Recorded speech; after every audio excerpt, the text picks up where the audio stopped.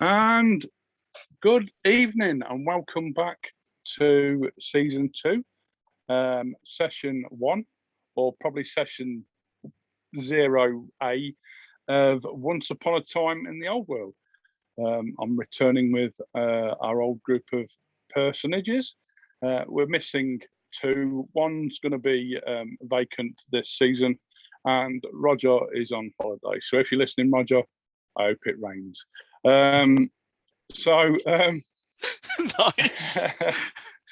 Yeah, I'm just getting the nastiness out now. I'm still sore about that goblin encounter at the end of That's fine. season. If you want to inflict that nastiness on someone who's not actually here, I'm down with that. Okay, I feel much safer. Yeah. Well, we can use him as a shield wall if you want, but no. And this is my loyal band of players. So if we start with Colin. Okay. Hi, I'm Colin. I am playing Carolyn Rademacher, the human, now warrior priest, as she found religion at the end of the last season. Aaron. Hi, I'm Aaron. I'm playing Hagen Ritter von Delves. He is a questing knight of the White Wolf and a devout follower of the cult of Ulrich. Armed with his family's heirloom Great Warhammer Amazite, he's pledged to protect the von Erfinder line as well as Lady Notch on the road to Hein. Armed with his family's heirloom Great Warhammer Amazite. That's coming back through someone. Someone's got their Twitch. Yeah, sorry, that was me. Whoever's got that on mute their Twitch. Yeah. Also, it's all going wrong. Your sound quality. Yeah. Your sound quality is not great, Aaron, and I've also got Aaron and Jim the wrong way round somehow on my screen. So I'll fix that. I don't know what we can do about your sound quality. Check it. You're Aaron's kind of taking cutting it tonight's out session. a bit.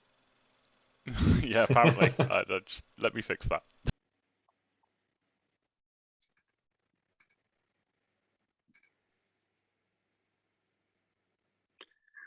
Yes, Dan the dwarf. Hey up, bygone. It be I, Mordek, the fully fledged dwarf pit fighter. I'd be looking forward to another wonderful WFRP campaign. It's not as bad as it was before. You'd think I would have taken the opportunity to practice, but It's just a little rusty. Yeah, that's it. It's rusty. It's rusty. We'll go and get the WD-40 and give it a coating and that, and we're back to normal. And last but not least, we've got Mr. Dan P. Salutations! It is I, Ilmarin, the Elven Envoy, here to lead us without us getting killed and trying to diplomatically negotiate our way through any situation we get ourselves into. And if not, using a bow. And don't forget setting things on fire. Oh yeah, I've got very good at setting things on fire, though half the time it's myself.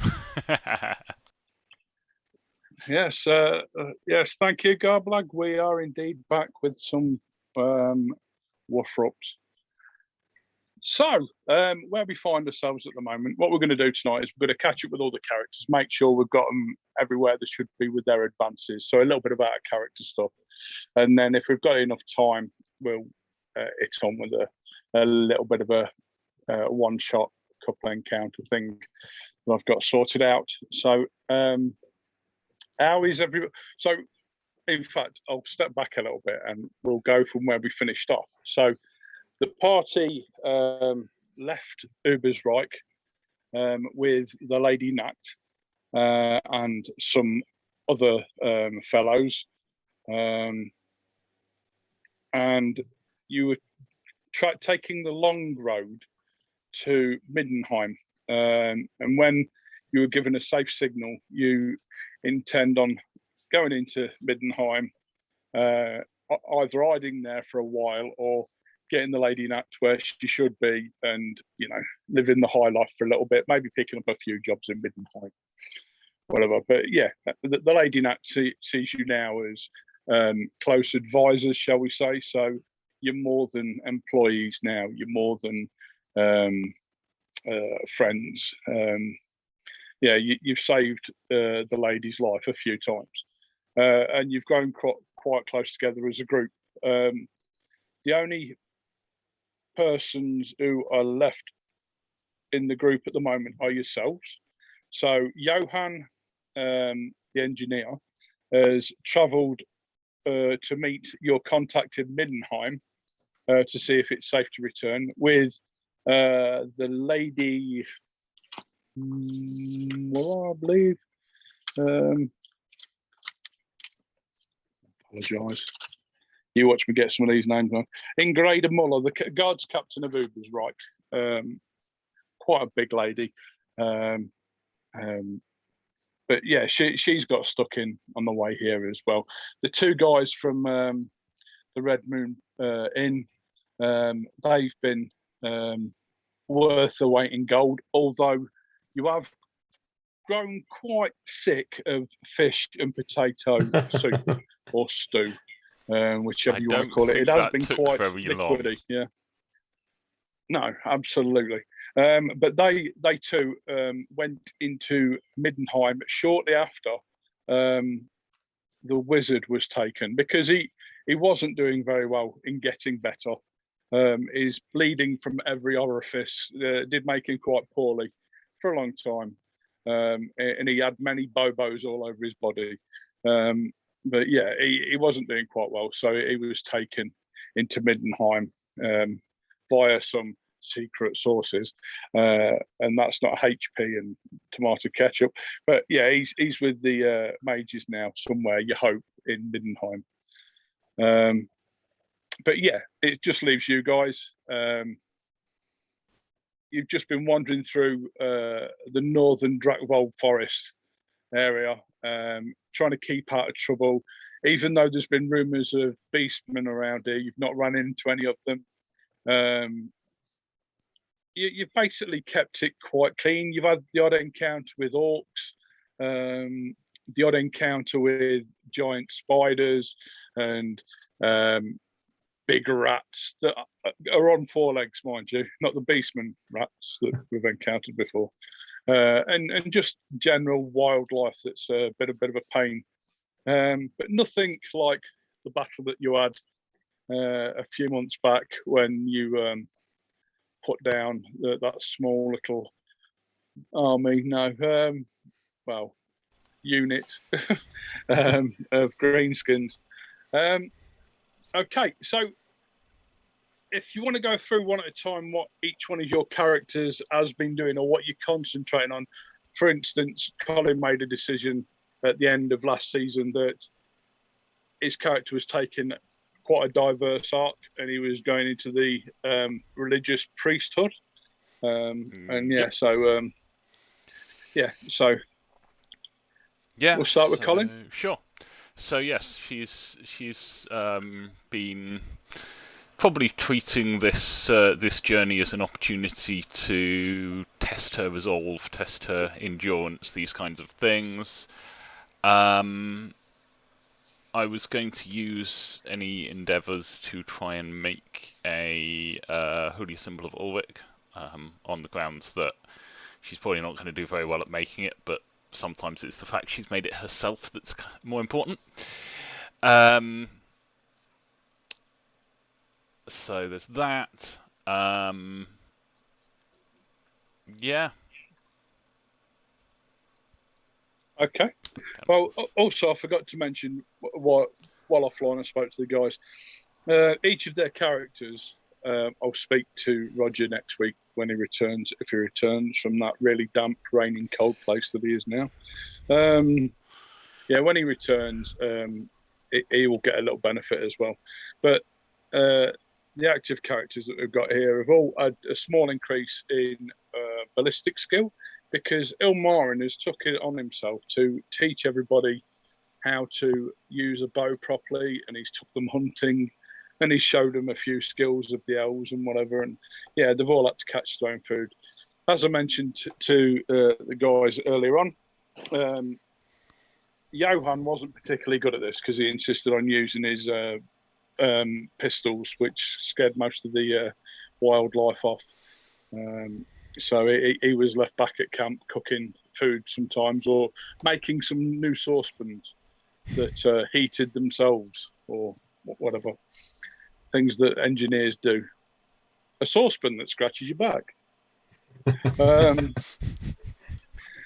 yeah, okay. Hagen, what have we been doing with ourselves?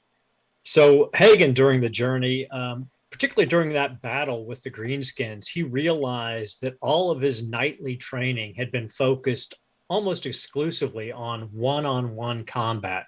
You know, a knight facing another champion, and he recognized the weakness in his fighting style, particularly if he's meant to be protecting Johann and the Lady Notch. So he's been working with the guard captain, trying to adapt his fighting style so he can be more effective against fighting multiple opponents at one time. So as an endeavor, that translates into he's going to attempt the unusual learning endeavor to try to learn the first level of the talent combat mastery from the guard captain. Okay. Sounds good. Mordek. First of all, what time of year is it? Ooh, that's a good question. Summer? Is it winter? Is it autumn? What's the season? I seem to remember. So, I can't remember what we started at actually. So this could be way out, but we'll go with what it is now. So I do apologise if I've made any blunders. You're in deep winter now. Deep winter. Okay. Yeah. Sort of November, end of November time. Okay. Plan B then. So Mordek has been working with the guards, not the guard captain, the guards, the grunts. And we've been, as he is now a full, he's a pit fighter, we've been setting up our own nightly pit fight arena where we take bets on each other and basically, Fight Club it every other night. You wait until everybody else is asleep before you do Fight Club. Yeah. I mean, but people are invited that they want to come, but we're not going to tell the lady that we're doing it, and the guard captain doesn't need to know. And it's not probably really a place for the nobility and knights, the priest or whatever. To be fair, the warrior priest would probably. Warrior priest maybe their of previous Ulrich, career. whose former career was labelled thug. Yeah, maybe. So we've been, but we've been doing it. It's non-lethal, so we've been doing kind of bare fist, Queensbury rules. Queensbury rules. Nah. At least you've cleaned your style up from last time. What happened? What? Yes, yeah. Pod shots and all that. So, Ilmarin. Well, Ilmarin has been very busy teaching everybody how to use the bow properly, and not having much success with the engineer. He's also, dillied a little bit in this fight club, but finds that the elven speed and grace is not a place for a fight club. Apparently, you're supposed to hit people, not dance around them. So he's also taken a lot of time to play on his lute some more. He's got to learn how to play some more notes. He had a bit of a following in the town with the little halflings. They seem to really love his music. So, he's got a passion for that a little bit more now. But more importantly, he's also been improving his diplomatic skills, spending a lot of time with the Lady Nact, and also poking the engineer and the person who knows how to do blacksmith to make his armor look pretty. Not functional, pretty. Because he's an elf and he's an envoy and he must look his finest no matter what he's wearing. And other than that, he's just been being Ilmarin. So just to go back over the endeavours that we've chose then. So what sort of endeavours were you going for, Colin? I think there's a craft item one. I should try and track down my copy of the rulebook. Okay. Page 197 believe- for crafting. Great. I'll first need to track down my copy of the rulebook. That's fine. Yeah, so everybody's got the cells sorted apart from Dan with Ilmarin. So we'll get everybody up to speed, and then we'll help Dan choose an endeavour for himself. Maybe he's become a Steve Irwin type, or, chasing crocodiles through the old. Crikey, the giant rat's angry now. I've got him by the tail. Yeah. Excellent. So, Aaron, with Hagen, what were you doing? You were training with the guards captain. Right. So he was trying for the unusual learning endeavor, which allows him to learn a talent that's not in his current class or career. So he's got to roll a hard roll against the associated stat, which is agility. And he has to pass that and spend the experience points, or fail it and still spend the experience points. But if he fails, the next time he tries, it's only at a -10 instead of a -20. Okay. So would you like to make that roll? I am pulling it up now. Come on. And I failed impressively. So he does not quite learn it, but No. he's going to keep practicing. Okay. So, Dan, where are you looking to specialise? Is it in unarmed combat or? I was looking to do the class endeavor combat training. Whereas, which basically after undertaking this endeavor, so the pit fighting basically translates as hard regular training in keeping up a skill. After undertaking this endeavor, attempt a challenging 0 test using either melee or ranged. If you succeed, you may reverse a test with this associated skill once during your next adventure. Okay. So I need to make a roll. Can you come back to me? My foundry just crashed. Sorry. Of course I can.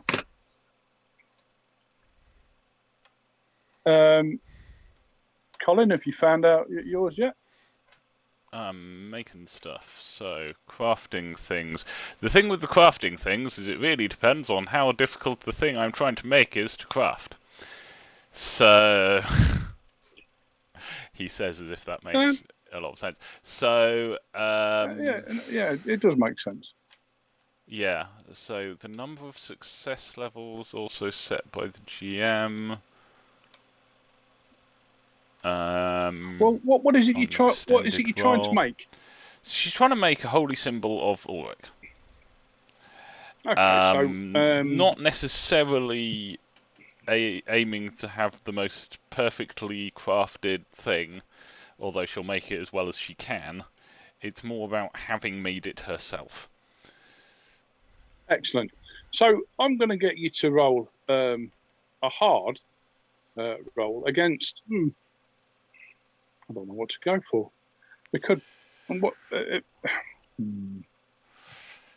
have a look.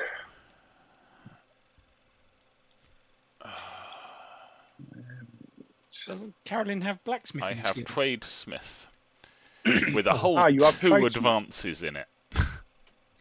Okay, so yeah, we'll use tradesmith and we'll make that a hard roll. And So- tell me what you get. Hard, so that's minus. Hard is minus 20, so yeah, that gives me a 12% chance of succeeding. Excellent. So what I want you to do is roll and tell me success levels of how many you failed by. I or how failed many by you a succeeded lot. Just Okay. going with, I failed by a lot. Okay.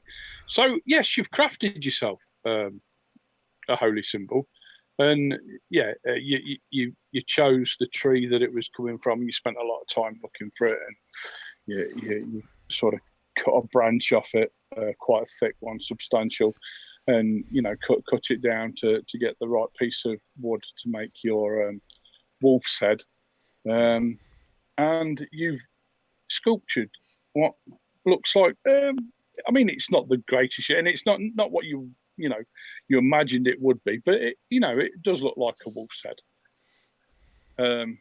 Everybody else, it looks cool.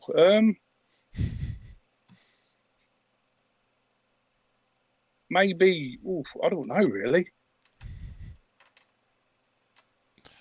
A bird? A furry bird. An owl. Oh, a demigriff. Excellent. Yeah, absolutely. Yeah. But yeah, it looks good. I mean, considering none of you have tried sculpting anything before, it looks quite impressive. You don't know if you'd be able to do as good yourself. But it's there. It's quite large. It's impressive. Yeah, and it looks like a furry bird. Yeah. Okay, he did get the fur bit right, definitely. Okay, so back to young Mordek then. Yes, I've got my foundry working, so I need to make a challenging melee roll. So if I go to combat, go to bearded X, challenging +0. So if I just roll that and see what happens. Nice. Marginal success. Brilliant. Okay. So I you've then successfully train in your left arm. Yeah. Oh yeah. So a toddler's arm. Lifting all those toddlers, that's the thing that does it. So I'll just go over what that says again. Class endeavor. Combat. So after succeeding the test, you may reverse a test with the associated skill once during your next adventure. Okay, cool. That might be handy. So by reverse, if I critically fail, could I then make it a critical success? Because that's the reverse of a fail. No, because the critical would be a double, and if you reverse it, you'd end up with the same thing. Yes. Reversing an 88 gives you an 88. Reversing an 81 gives you an 18, which would be a significant success, probably. Yeah. Okay, cool. Reverse the dice. I like it. Will that... Okay. Well, so mechanically, will that be a little bit harder to do on Foundry because it doesn't tell you which ones? I think that Jim can set the he can go in and change it. So if it is a fail, I just say swap those numbers over, and that might. We might be able to do it. But if Jim goes in and sets it, then Foundry will do all the calculation for us and say, Mega does this. Cool. So.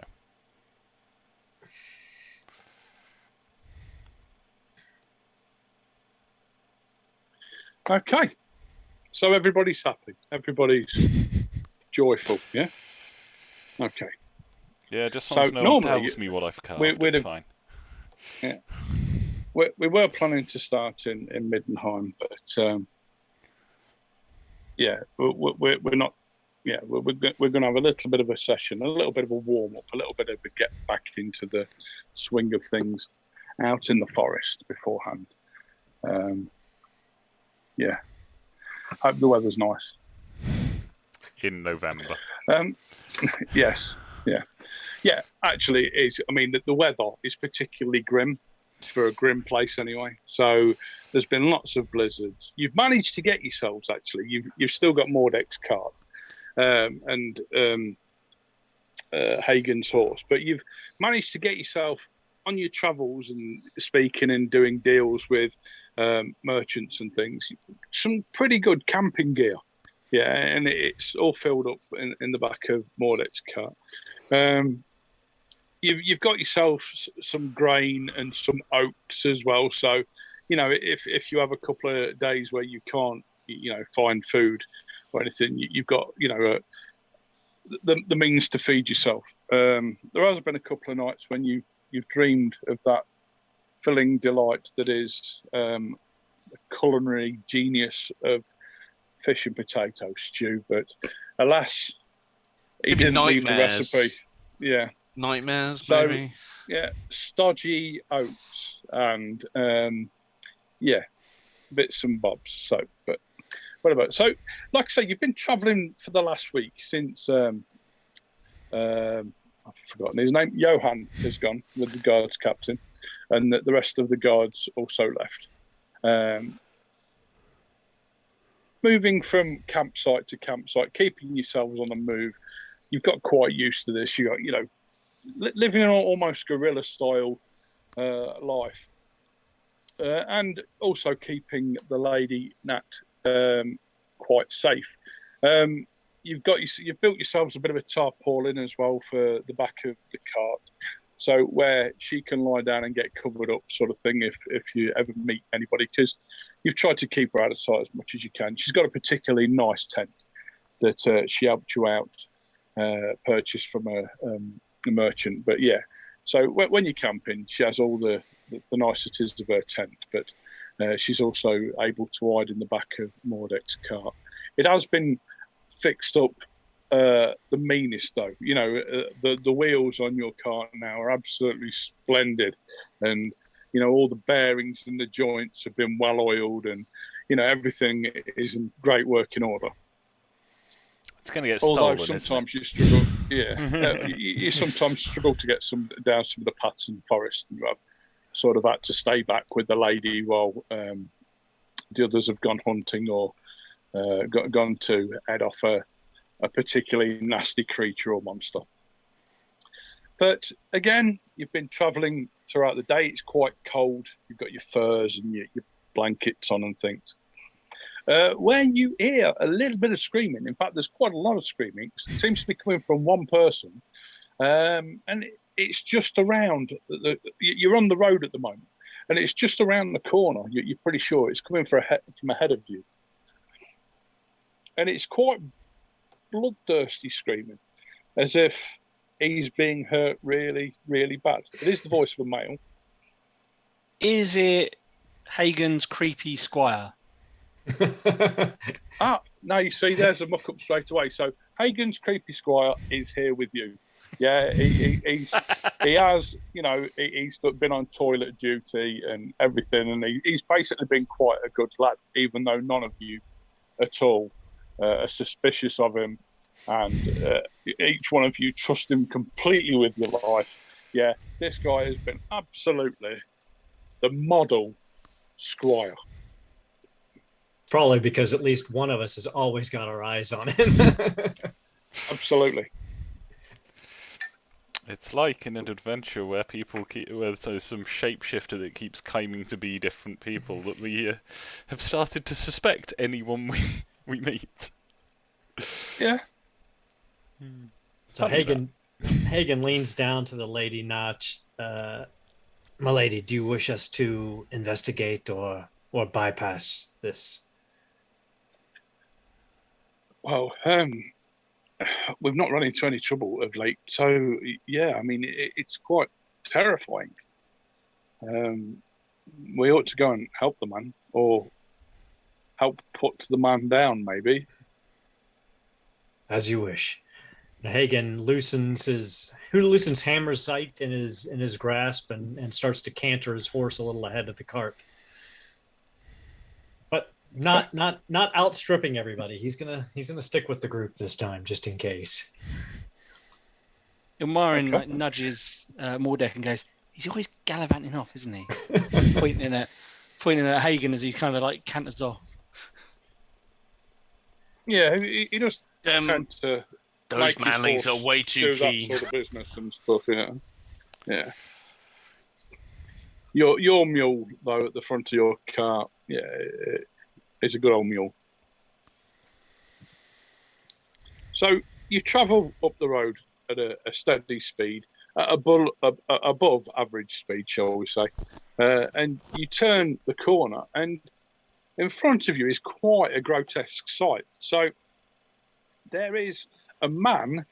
You think he was dressed in grey at some point. He has a large beard.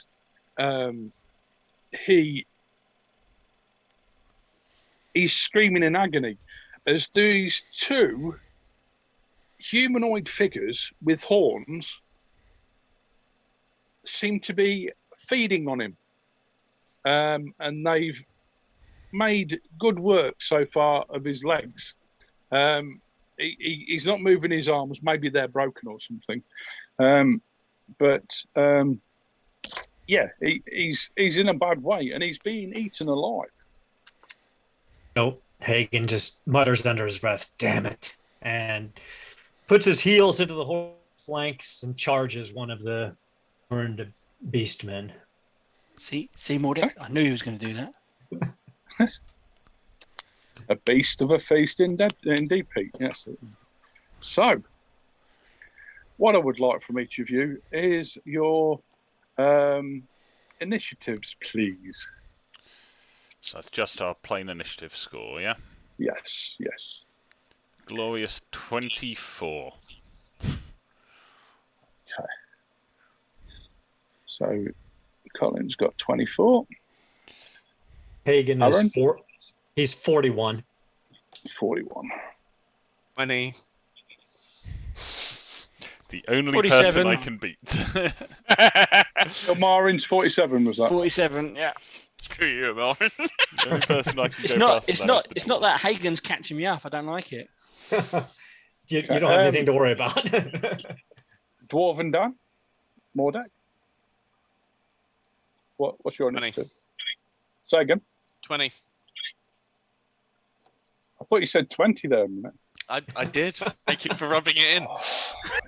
So slow. Whew. He's very dangerous over Hey, short man, distances. stop stereotyping. You're stereotyping dwarves, man. Okay. So, Very deadly over short Ilmarin. distances. you see Hagen kick his heels into the side of his horse and scream something.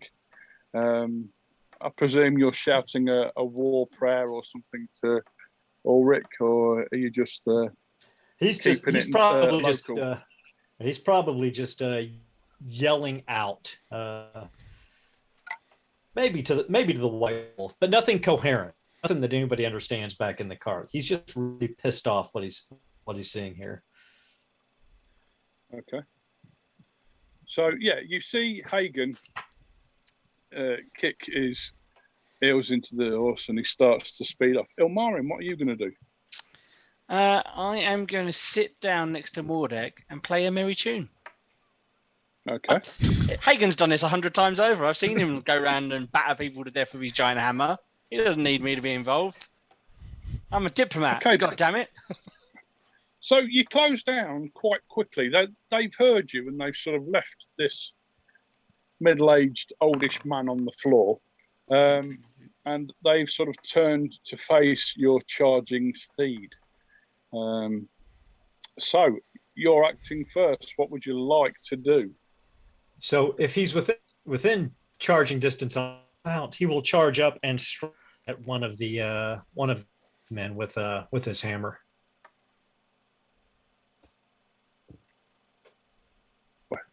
Sorry about that. Say again, sorry, buddy.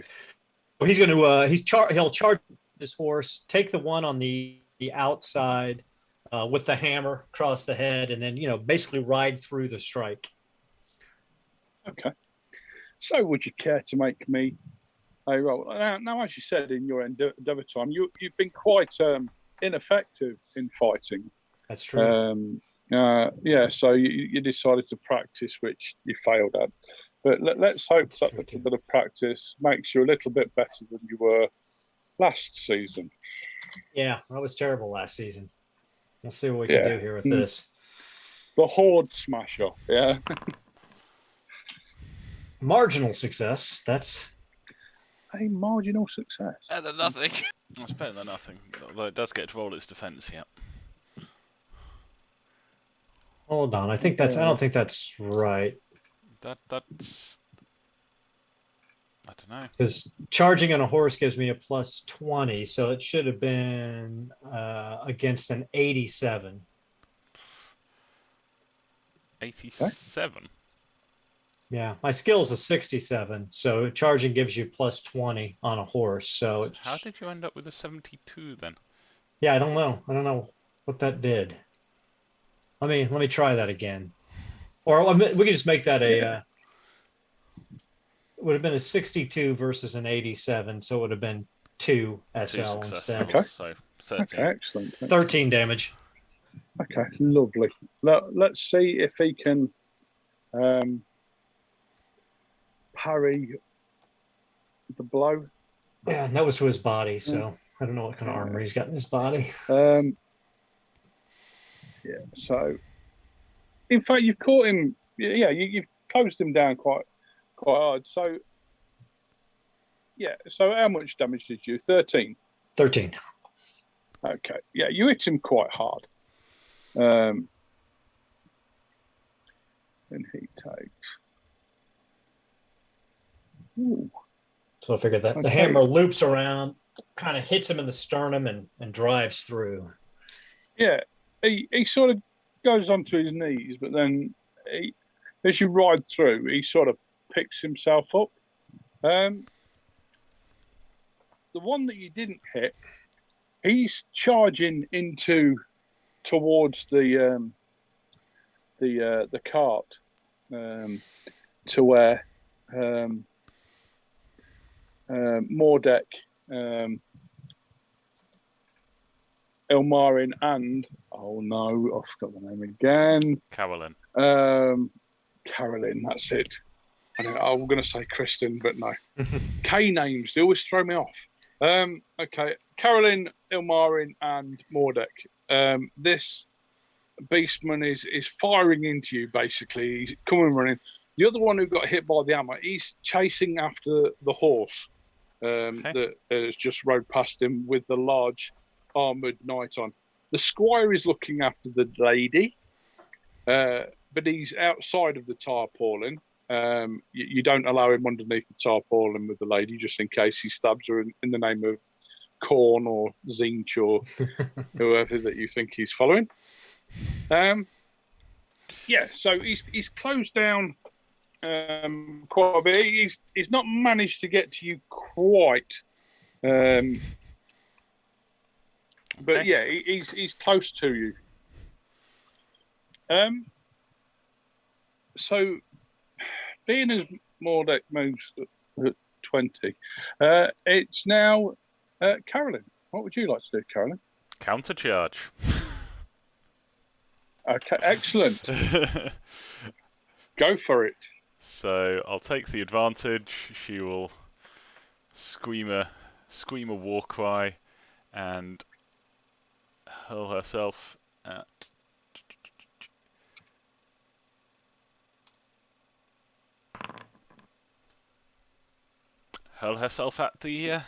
the beastman.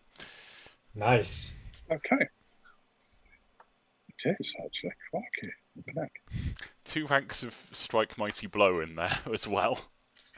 On top of everything else, it's pretty. Oof. So yeah, you've got a +2 success level. So 12 to the body. Okay. Ouch. And another advantage. I'll take that. The beast sort of stumbles back, but only a couple of steps. And Mordek. So we're still up on top of our cart.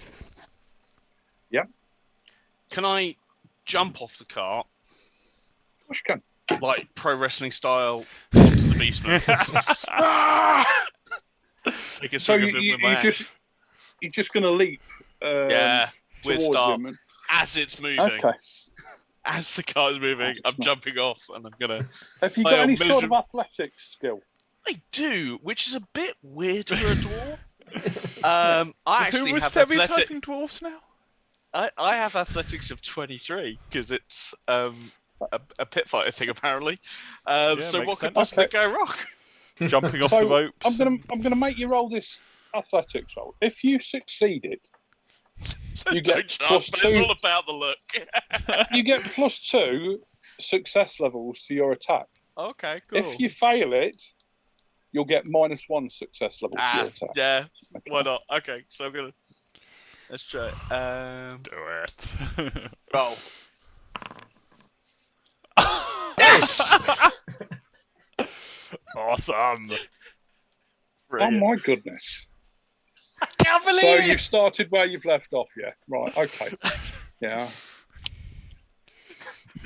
Mick Foley What a this bunch guy. of gets! Oh, brilliant. I'm going to throw you in this season against Korn himself. Yeah, that's the way you get on with it. Bring it. And somehow we'll win. Yeah, well, yeah, don't we know? So, you got season +2 3. success, but you got your. Yeah, I haven't rolled to So attack you've not yet, rolled sorry. yet. Okay, yes. Okay, So let me roll my bearded axe. And you give me plus. +2 success levels. So that's, do I bump it up to average, or is that advantages that we're talking about? Now, it should be where it says SL so you'll bonus. add it to your success levels, yeah. So make your weapon skill test with your axe. Okay. Does it count as charging? I'll give you +2 success levels. Yeah. Do you want me to? Marginal success. But still better than nothing. Okay. So it makes it +3 success levels. So that'll add another 2 points of damage. Okay. But he got 2 success levels. So you're back to +1, which gives him 8 damage. That was convenient, wasn't it? But you bring your axe down and you catch him. Where have you hit him? Right leg. In the right leg. Yeah. So even though you were bringing it down like this, he was sort of caught off guard and leaned back, and his right leg sort of come up as you sort of bring it down, and you hit him just below the groin area. Yeah, And what is it? With your axe gets stuck in the floor as it's buried deep, and his leg is flailing off, and there's blood spurting everywhere from the stump, and he sort of looks at you, glazed eyes, and his eyes roll into the back of his head, and he just falls backwards and stops moving. Okay. Beautiful. Okay, so back to the top. Ilmarin, are you still playing your jolly No, gitty? Ilmarin's just like, fine, I'll get involved if I have to. And he draws his bow. And There is only the one left that is running He's after. He's going to heroically shoot him in. Unsuccessfully. He's going to heroically shoot him in the back. Okay. He gets a success. Okay. To the back. Doing 7 damage, yes? You Correct. Which bravely again, shoot the beast skin in the back. You do hit him square in the back, and he stumbles a little bit, and he looks round at you, and he sort of looks very shocked, and then he sort of falls face down in the dirt and the mud and the crap. So what I'm getting from this is the followers of Ulrich charge in, deal mighty blows, and then the bloody elf and the dwarf just steal the thunder, steal the glory. Did we just kill Okay. And Ilmarin's been watching Johan a bit much with his guns. So Ilmarin gets his bows and goes. Hagen just looks Okay, back and raises it. his hammer to Ilmarin. He's like, good job. So it's not a catchphrase; it's a catch Tourette's thing. Yeah. You find yourself doing it all the time now. It's become almost muscle memory. But yeah, these two horrific creatures. In fact, it's probably the first of the kind that you've actually come across. You've heard rumours of them. I do apologise. Hagen did fight quite a few of these, although they didn't look very similar to these ones. The ones that you killed look more rat-like than. Didn't have these big horns goat. and everything. They were these look more like goats, but I suppose all the interbreeding goes on with these things. Yeah, they could look like anything. You'd even expect some to look like ducks, maybe, or something. Yeah, so who knows? That's terrifying. Geese beastmen. So as all goes silent, you can hear the gurgling cries of the man with 2 half-eaten legs. So Hagen jumps off his horse and goes over towards the man. I mean, and he looks down at him. This is so far out of his depth. He's a terrible healer. He looks up at Carolyn and he's like, there's nothing I can do for this man. I have heal as a class skill. I've not put any ranks in it yet. Also, after I put 5 ranks in it, I'll still be shit. Hagen's fine. I say, lad, just get the man a drink. Hagen leans down and starts trying to bandage up this guy's legs, but his skills are pretty poor. So okay. You're going to jab your fingers into his wounds and put another body to yours to kill Talia. Exactly. Mordek will give him a drink. I tried to save him, but I aggressively fail on my healing test. So I'm like, I can't do anything with this. Yeah, he wraps the bandages around his face and suffocates him instead. There was a lot of blood coming out of these legs, but there seems to be even more blood coming out of them at the moment in a faster rate. After Hagen tries to put bandage on, and he's still got his gauntlets on. So maybe if someone took him to one side and give him some basic first aid training of is the colleague breathing? Is his heart going? Yeah, take those big metal fists off before you go near the wound. Yeah, then it would have been all right. But yeah, the guy's squealing a little bit more. He seems to have hurt him more than anything. But please help me. Please. Lauren, is there anything you can do? You do notice that he is wearing like grey sackcloth robes, and he has a wooden amulet round his neck that looks quite close to a holy symbol of Ulrich. In fact, you're pretty sure it is a holy symbol of Ulrich. Yeah, Caroline looks like one of yours.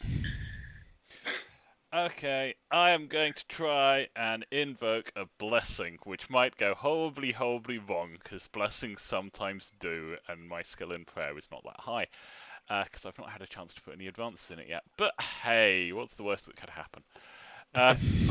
Nothing worse than I did, that's for sure. No, the worst that could happen is worse than what you got. Because the worst that could happen is like my god abandons me forever. That is, okay, you win. That is bad. Fucking up a prayer roll can be bad. I mean, that would suck if you just started the class. The first thing I do. I'm just becoming priest. I abandon you. Yeah, basically, Ulrich will send you to Coventryheim. Yeah, so yeah. Anyway, let's give it a go and see what happens. I'm going to try and use the prayer of whatever it is that I can't remember because I've not got all my prayers listed anywhere. I can easily find them. But the one that removes a condition. Okay. It's like endurance or something, or resilience. But anyway. So I make a prayer roll. I guess I don't get my advantages on this. Or do I get my advantages on this? Does bludgeoning a beastman to death recently help me get Ulrich's favour? Because, it might do.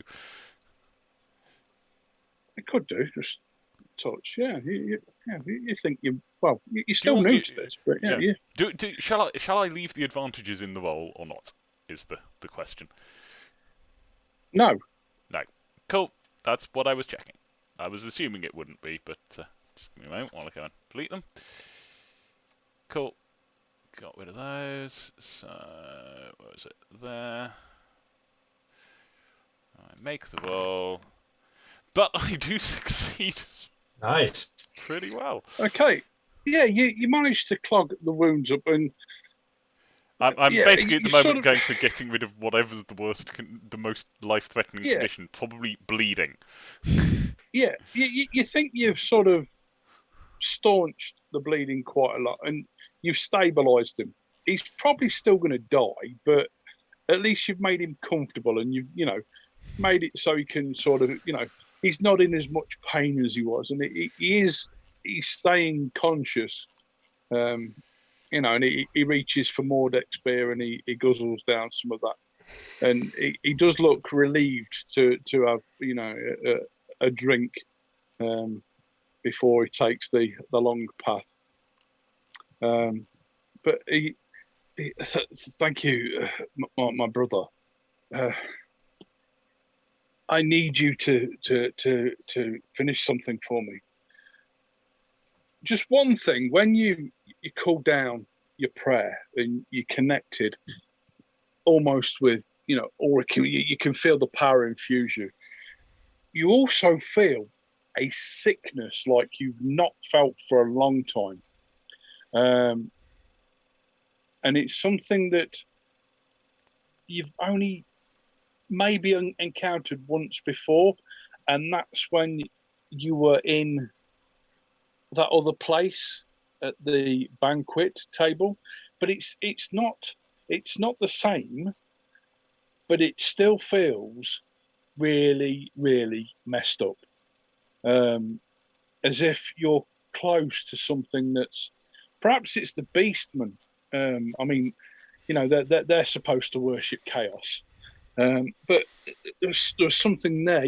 You removed it and you created that channel to your holy place and managed to pull the power through. But there's something around you. There's something close to you, and it's nasty. It's dangerous. But yeah, it don't feel right. Well, she'll probably look around at the others and say, "Taint of chaos is here. I don't know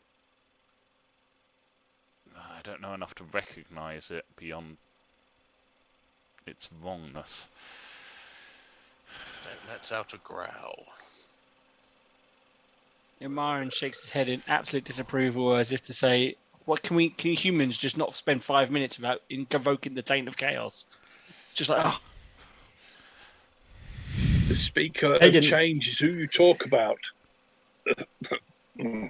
I was sent on a holy mission with some initiates to gain something that had been stolen from a caravan of ours. It is being held by a champion of the Lord of Change. His name is Hernst, or Lord Hernst, as he calls himself. He's a mighty, mighty champion of the Deceiver.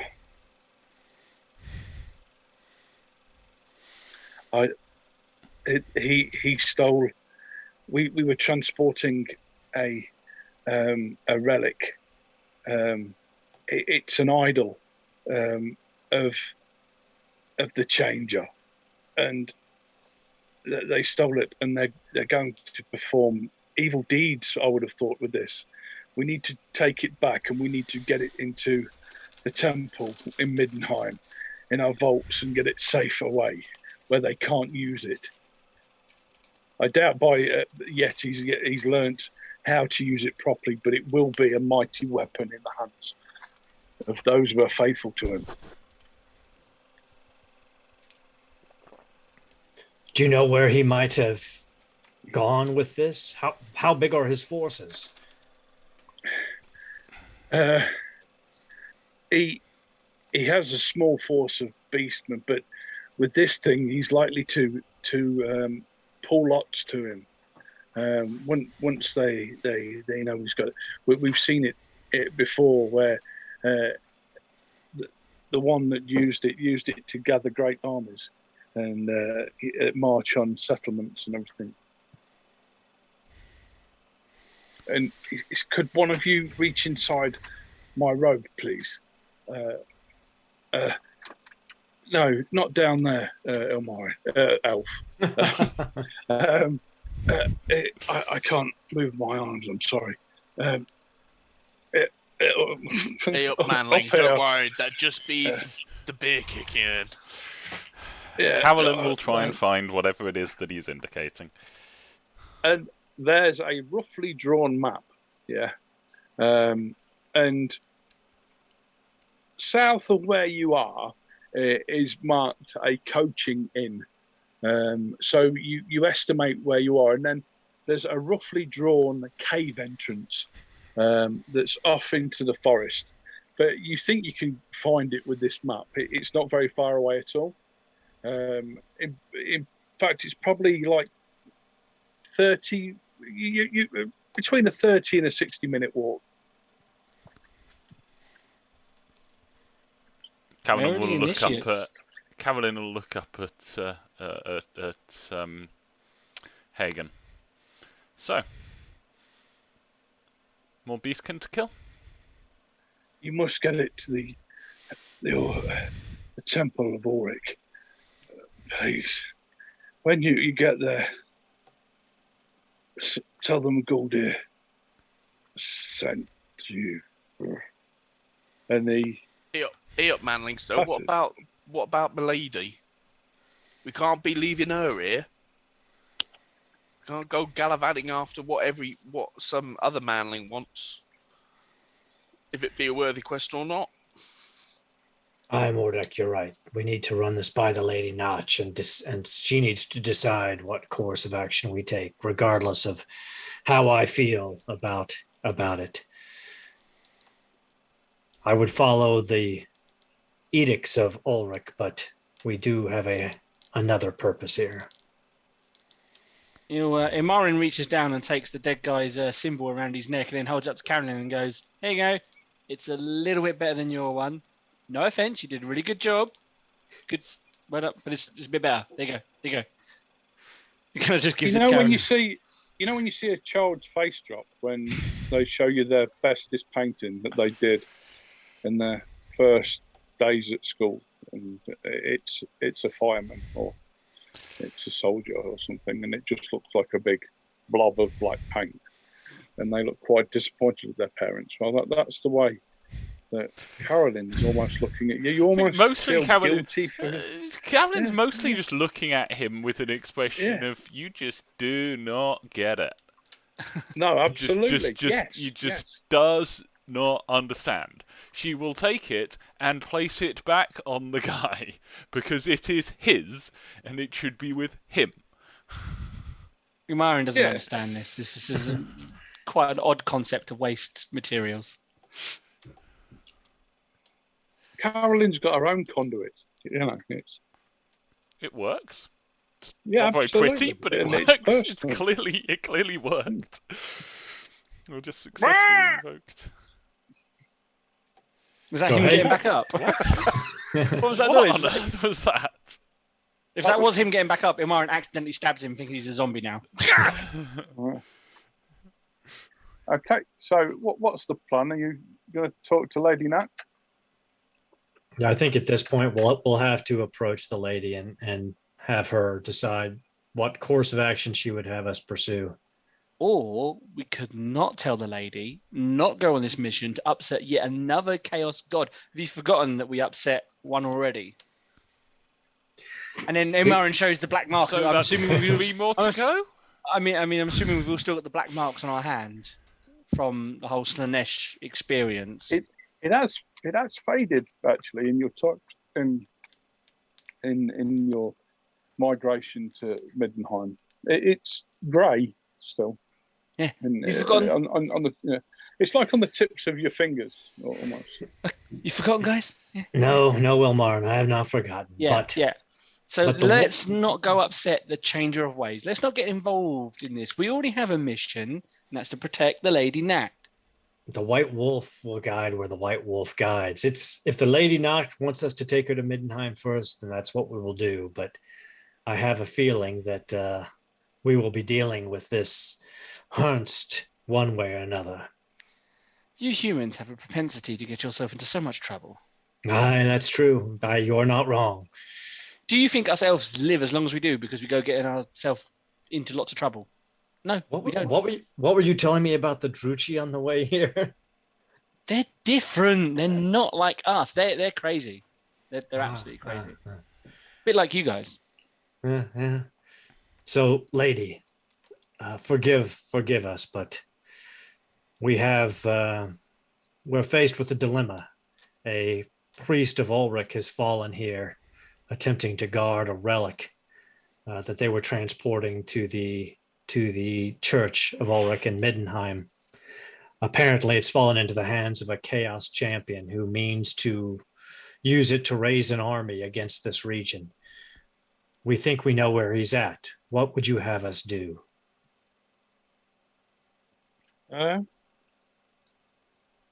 Well, we can't do anything at the moment, can we? So, you've kept me safe this far, so I'm sure, after seeing, what you did to those greenskins, I'm sure you can deal with one champion. You have almost become, along with Mordek, my champion. So, a champion against a champion. As you wish, my I know. lady. Yeah, absolutely. I mean, Sigmar and Ulrich will always be more powerful than the Dark Ones. Well, Mordok, shall we go fight a chaos champion?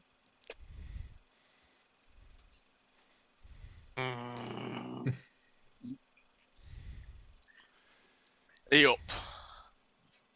I say to you, Dare Elf, sometimes with these manlings, you just gotta shrug and get on with it. I think to hell with it. They're never gonna learn anyway. It's okay. They'll be dead in a few years and we'll still be alive, so. Everything you've said is true, but we still have to do what we still have to do. So Hagen gets back on his horse and turns towards this cave. Okay. So, what are you doing with the cart? Are you leaving it here with the Lady Nactin and the Squire? We could take them to the coaching house. Think we should leave the Squire here on his own. The Squire should come with us. Yeah, I don't trust him around the lady. He runs over to you, Hagen, and he says nothing, but he sort of bows in front of you with his head down and holds his arms out, sort of stretched. My Lord Hagen, Sir Hagen, sorry, I do apologise. That won't happen again. If you'll allow me, I'll take the lady to the coach house. I don't mind doing that. You can trust me, sir. I'm sure we can, but it's time for you to get a little combat experience with us. What say we go face a chaos champion together, Squire? A chaos champion? Aye. Don't worry, Ulrich will protect you, or he will, or you'll join him in his hall.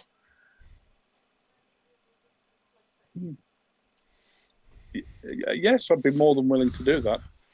And he sort of taps. What is?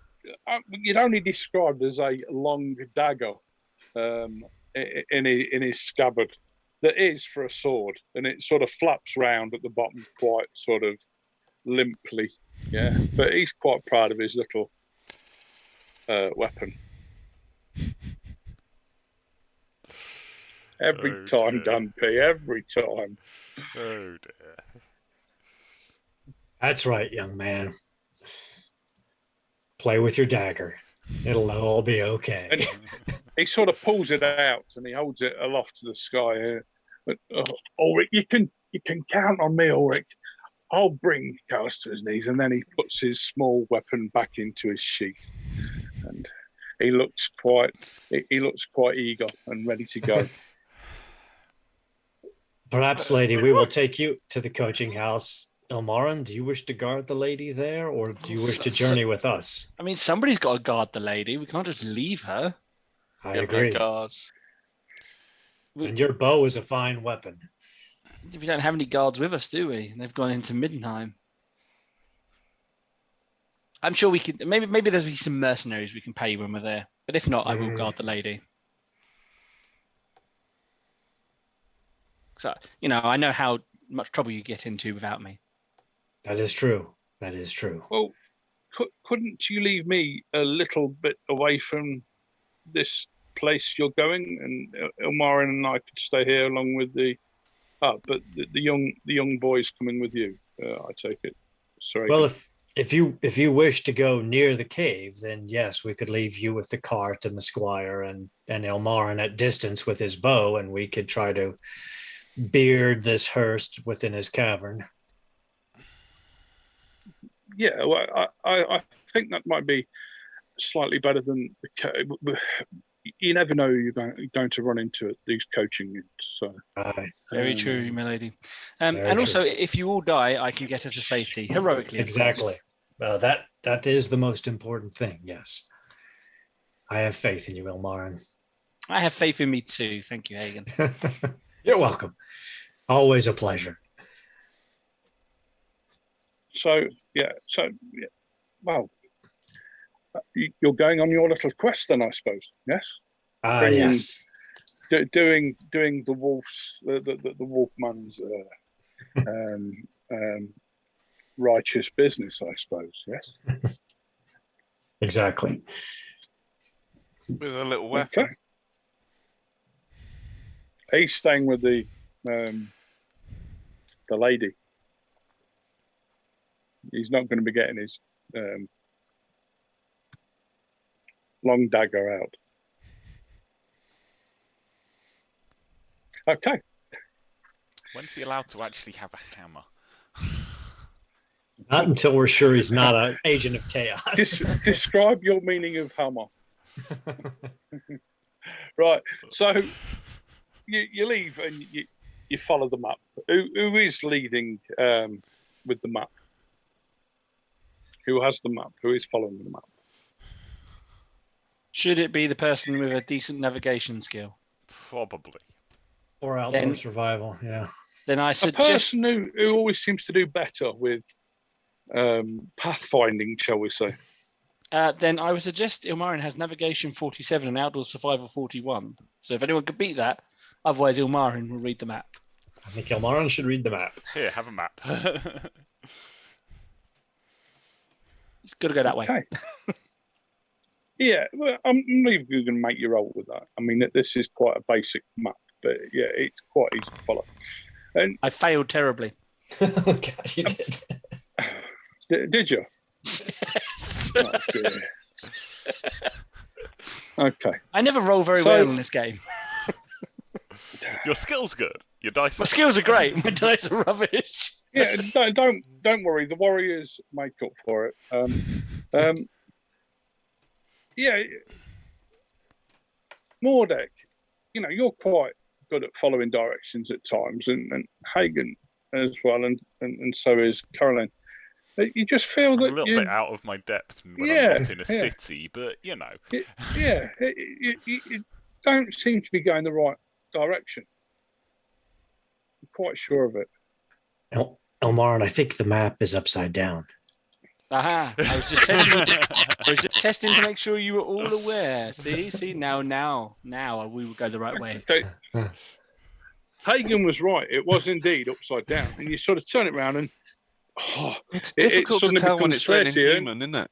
Yeah. But instead of taking what Hagen sort of summarised as between 30 and 60 minutes, it takes you about 2 hours to find it. But eventually, as you get closer, Hagen and Carolyn, you almost feel sick. You feel really uncomfortable here. You feel itchy. Your hair itches. Your arms itch. you're particularly sweating a little bit too much under your arm, or you feel really, really uncomfortable as you're getting close towards this cave. And this cave entrance, it looks horrible and evil as well. There's heads that have been draped around the floor, and that there's looks like innards that are hanging from the top of the cave entrance, and on the end of the innards is crudely tied heads and parts of bodies, and they're sort of dangling down. I mean, to enter the cave, it's almost like like one of those like plastic doorways that sort of with little curtains. You've got to walk through this sort of offal and innards to enter the cave. Perhaps we should just try to burn him out. Did someone say fire? I thought you would like that, Ilmarin. You could throw some oil in. I could set my arrow on fire. And...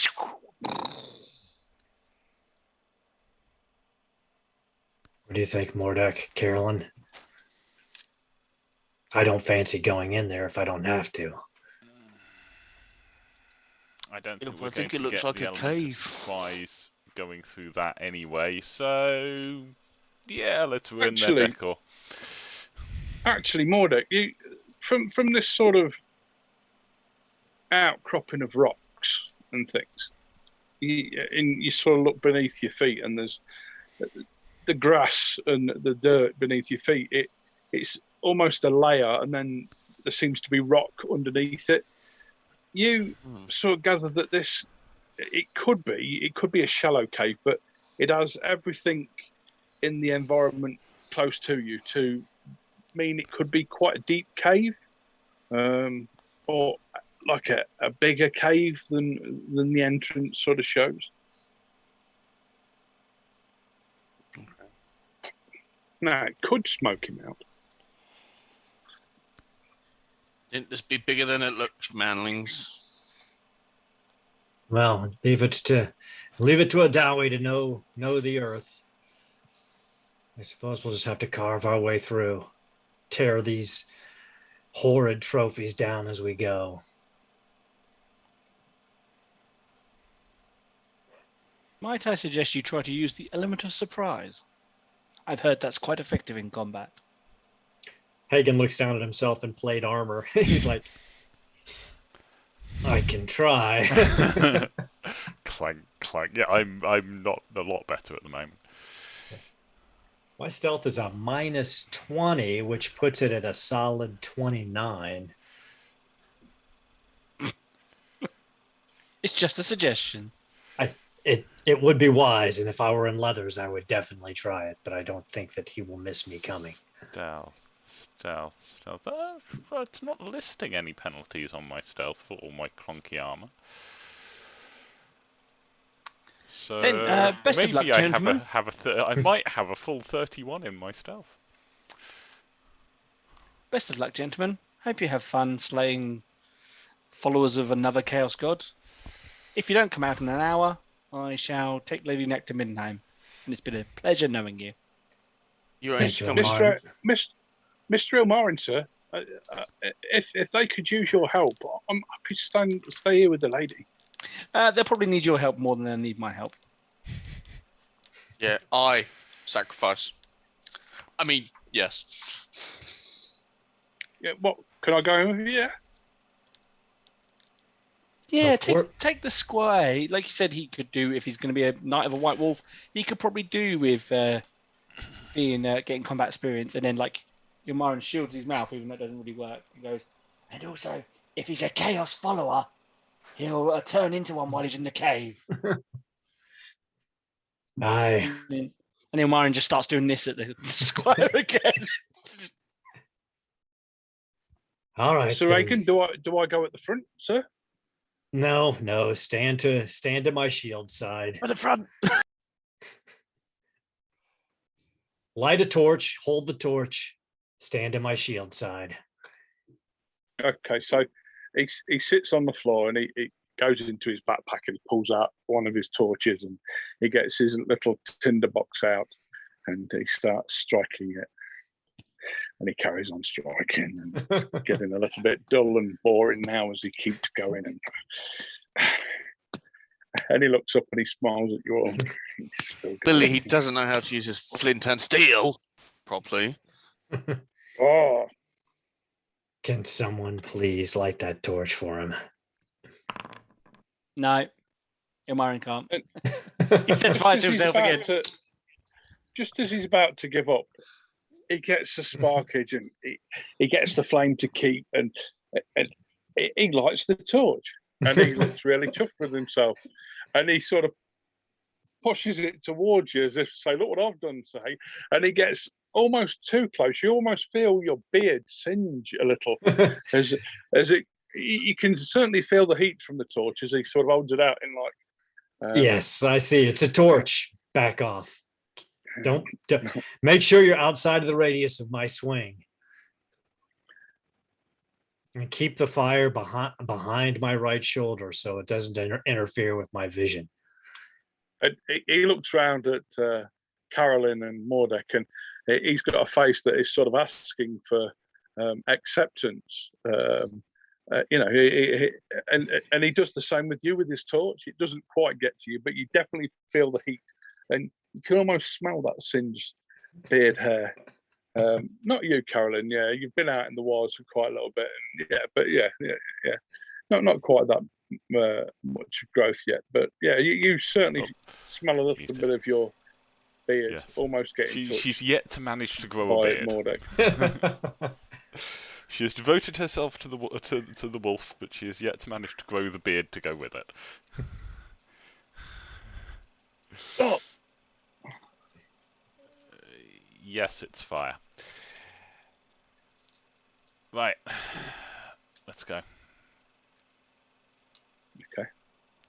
So, what I would like everybody to do for me before you go in is make me 2 rolls. Okay. The first roll is a perception roll. I'll fail that for you. Yeah, sure. Is a stealth roll. I can if you fail could one of them make too. me. Ilmarin, obviously you don't because you're staying back on the cart. Excellent, because I failed anyway. All right, perception. Skills. Oh, I passed my perception. Shocking. Okay. I've only got perception of 20. Right, so my perception. I impressively fail my perception roll. Hold on. I'm going to follow that up, mate. I succeed my stealth check too somehow. You've still got your you actually do succeed, but you've still got your advantages from the last fight. Oh, sugar. Shall I re-roll it? No, you just -2 success levels off that. Oh, okay. Yeah. You're 20, aren't you? So Hagen, you've still got your advantages on. No, I don't. You've got a stealth score of 49. You said your stealth score was like 20 something. Yeah, it didn't account for the negatives to my stealth due to my armor. So it should have actually been a 29 versus 28, which is still a success. Right. Cool. So it's not taking into account. Should I be getting negatives to my stealth from my mail stuff? I believe so, yes. What was the other Well, one it doesn't again, really matter, to be fair. Stealth. Stealth and perception. So, yeah. I can't find my stealth. Where's it gone? It's an advanced. Who managed to? It's on the right. Who managed to pass a perception check? Me. Hagen did. Hold on, I'm just about to roll my stealth. Hagen and Mordek. Mordek, in fact, passed his perception check with a roll of a 2. Okay. But that's because we're underground, so clearly it's a dwarf thing. Hold on. Oh, marginal fail on my stealth check. You're less noisy than I am. Okay. So Hagen and his plate mail. Hagen and his plate mail is quiet, but I'm jingling. And not seeing anything.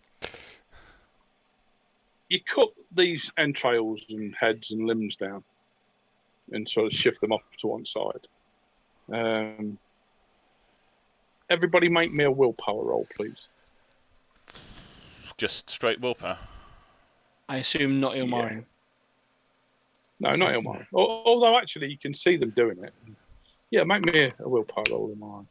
I haven't passed the roll yet. Let's see if I can do this one. Oh my god, I actually passed. No, I got a marginal failure. Yeah, I got a marginal failure. Because basic attribute tests are not easy to pass. Oh, no, I passed that incredibly. Yeah, you did. Just out of curiosity, were we in low light vision when we did our perception checks? Say again. I think we're still outside. We're still outside. Okay. Yeah, you're still outside, but it is for low light inside, yes. I should have told you that before. So you pass your perception by even more. Yeah. Yeah.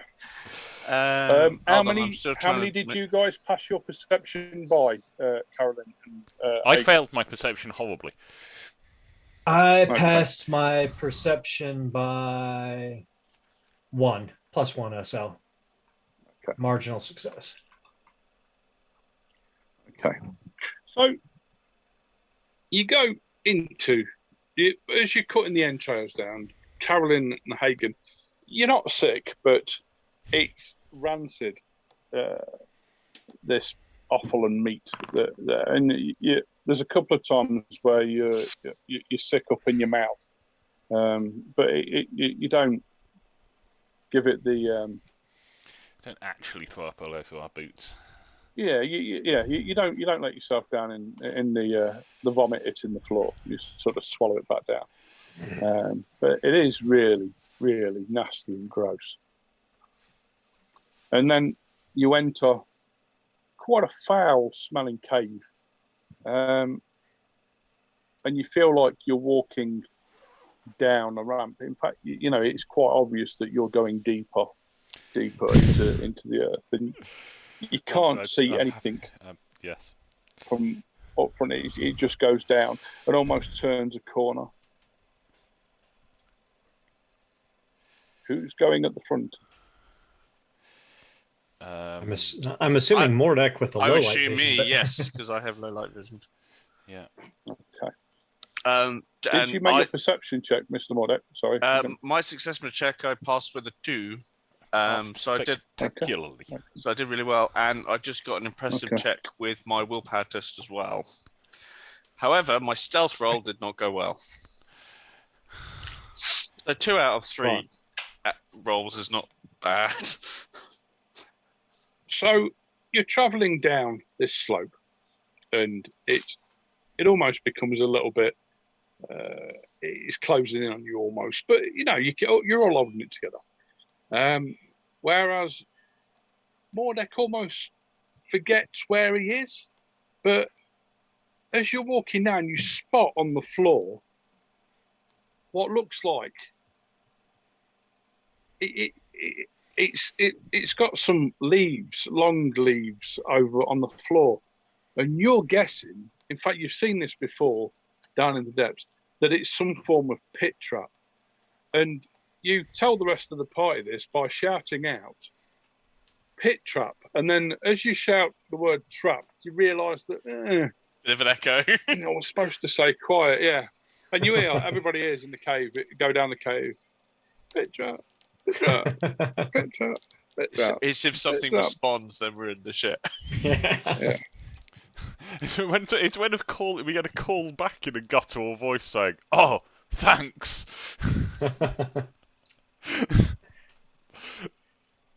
Right then. Are we able to get around it? Yeah. It's literally in the middle of the path, but there's a good 3 foot either side of it. But you're able to move around. Cool. And as you sort of knock the leaves away, just to make sure, it's quite a big hole, and deep as well. But you can see at the bottom of it, there's sharpened spikes at the bottom.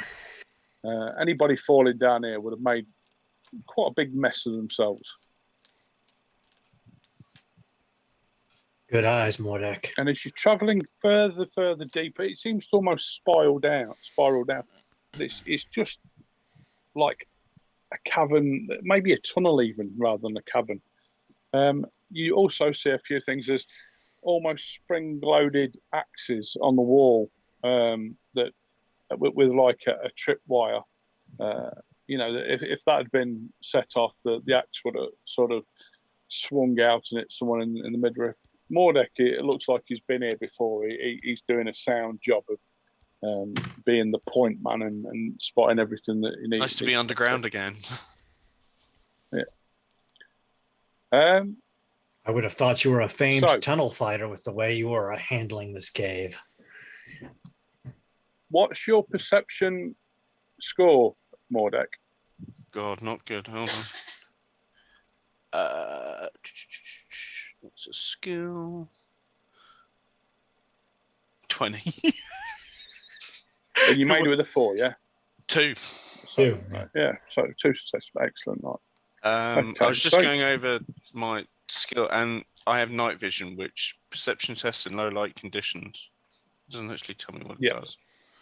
Hold on.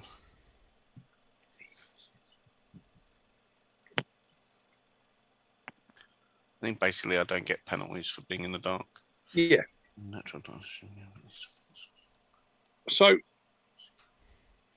for a while, you've been going straight and not turning, and in the distance, you can see like a narrow, glowing gap. Almost, there's a narrow light in the wall that goes from ceiling to what you think is the floor. And as you get closer and closer, you realise that it's it sort of comes in on itself. But you could still probably get 2 or 3 of you next to each other down if you went sideways down this like thinner tunnel. And as you enter it, you can see about 30 foot down this tunnel. It looks like there's a room at the end of it, like a cavern, and it's lit by flickering light, possibly torches, candles, the like. And there is a horrible stench from down there as well. It seems to be where the stench is coming from.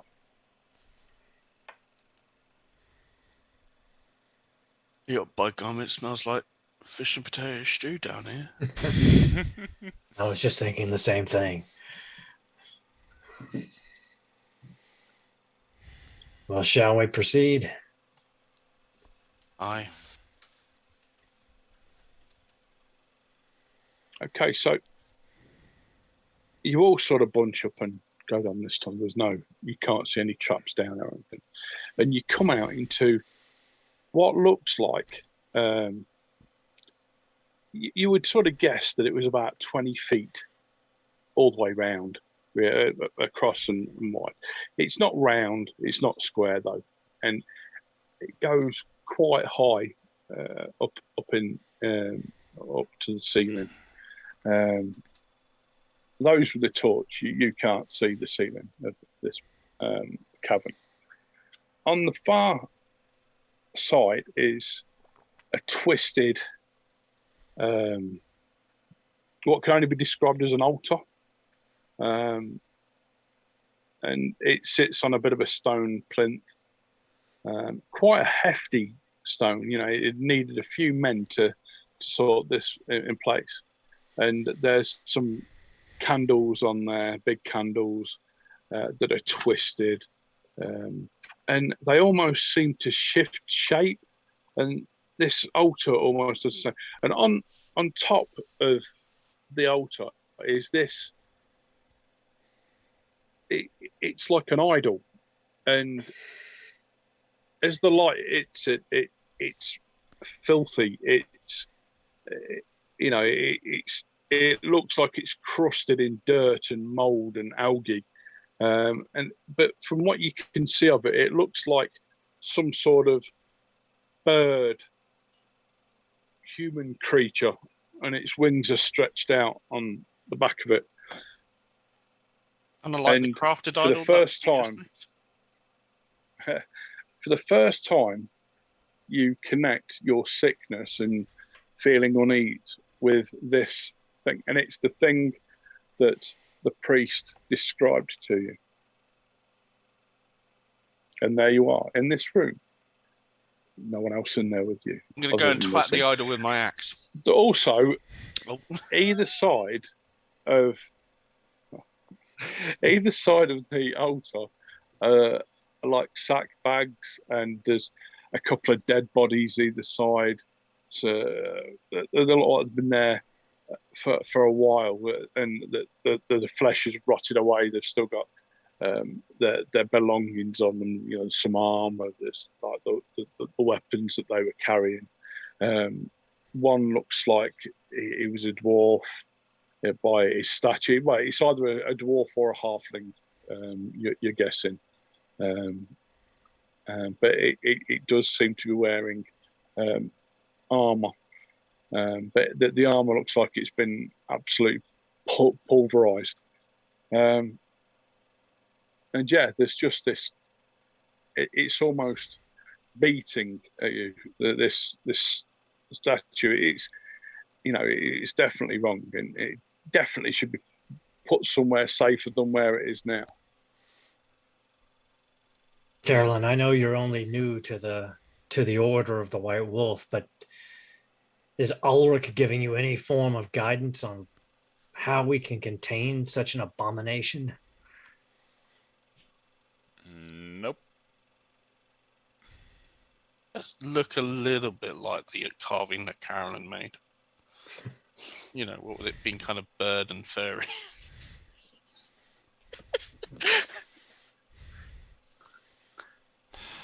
I'm going to walk over and twat it. Okay. Twat away.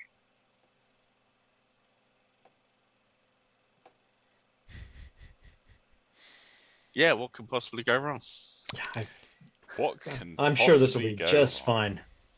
Yeah, just like that time we destroyed a circle of things, candles and balls. Yeah, I mean, what could that- possibly go Well, I don't learn from my mistakes. You are a dwarf. Yeah, indeed. Okay. Oh, why has that done that?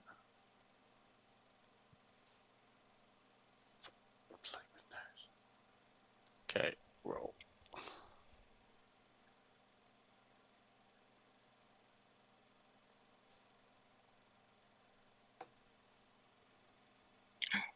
Roll. Stupid machine. We've got to roll. There we go. You Impressive success. hit You- it, you successfully hit the you hit inanimate it in the mid. object. Of this thing, and as you hit it, yeah, your axe stops and the blade shatters, and there's like a purple light that comes from Yaks! the arch of the Yaks! idol, and it fires out almost like a beam of a laser, and it hits you square in the chest. It And got me axe! Your armor and clothing has just got this big burn here. You almost look a little bit like Laser beams. Iron Man, Iron Dwarf, as you've been it solid in the chest, and you sort of feel really sick for a moment, and you sort of fall down on your backside, but it's just charred. The skin in the middle of your chest, it's like burned, almost crisp. But the idol stays there, as if it wasn't touched. Hagen goes up and helps Mordek to his feet and pulls him back. He's like, we've got to find something to put this in, to contain it, and get it to Middenheim. So Hagen starts to look around the bodies, the room, see if there's anything that they can use to make a sack or a container of any sort to put this thing in. Or is there anything back on the wagon that we can use? There's quite substantial sacks either side of this. There's like equipment held in. As you go through one of the sacks, there's quite a nice looking sword there. It looks probably elven made. You've seen nice dwarven crafted weapons before, but this beats it hands down. No, it doesn't. No, it doesn't. There's a nice axe there, a nice hand axe. I now need Again, another axe. It looks, it's encrusted with gold, no gems, but like it's inlaid with something, and there's something written on it, and it looks dwarven, but you definitely can't understand it. Do you speak Dwarven, Hagen? No. No, I do no. not. You recognise it as looking Dwarven, this language. But yeah, and there's other bits and bobs. There's plates and there's pouches that look like they've been cut, and it's basically most rags and bags. And there's also other swords in there, but they're quite rusty. There's these two that look quite nice. Mordek, is this your tongue on this axe? Let me have a look. What? Is Mordek licking axes now? You can tell the quality of a metal by, looking at. This axe, Mordek, is one of the finest you've seen. It's a little old, and it needs some shining up. But it's like the craftsperson who made this was top of his field. Definitely, it's beautiful. There are dwarven symbols on there, but it's not language. You've seen it before. There's like runes, dwarvic runes. So it's possibly got some dwarven power. Is in it rune magic? Maybe. I don't want to leave it here because it's probably taken by chaos, but I don't want. Oh, let's take it. And the elf one as well. Yeah, Hagen hands the elf sword up to Carol, and he goes, "Perhaps this is something that Ilmarin will find value in. It appears to be of his people."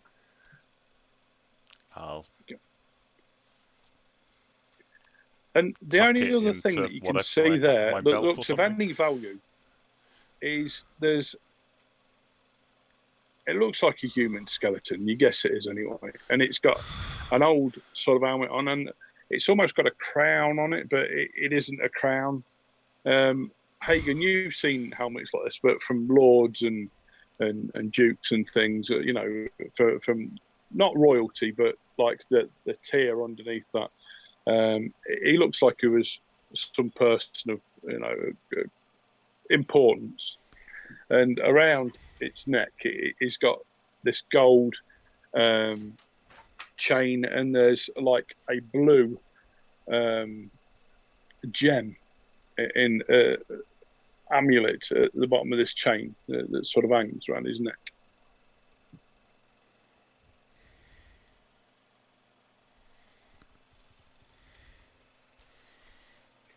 Carolyn, can you make any sense of this? I've seen helmets like this before, but the amulet means nothing to me.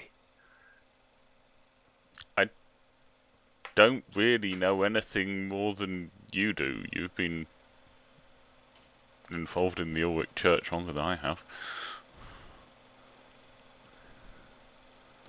So Hagen will pick up the sword and the amulet, and he's like, "Well, perhaps someone will be able to." Can I make a trade roll jewelry? Would that help to kind of identify it if it's got jewels on it? Yeah, go for it. I think you were Mordek was originally a merchant anyway, weren't you? Yeah. That's why I've got a trade skill. Doing good with the rolls now. Yes. Yeah, no kidding. Yeah. This necklace is valuable.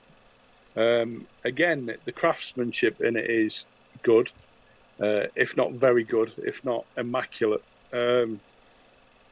It's old. It's antique. It's been here for a while. It's not a modern style of an amulet or a necklace. Again, by the craftsmanship, it almost seems like something could, it could hold power, maybe, but you'd need to talk to people, like Gerhardt, be able to sort of probably instruct you more Okay. I will say as much. Okay.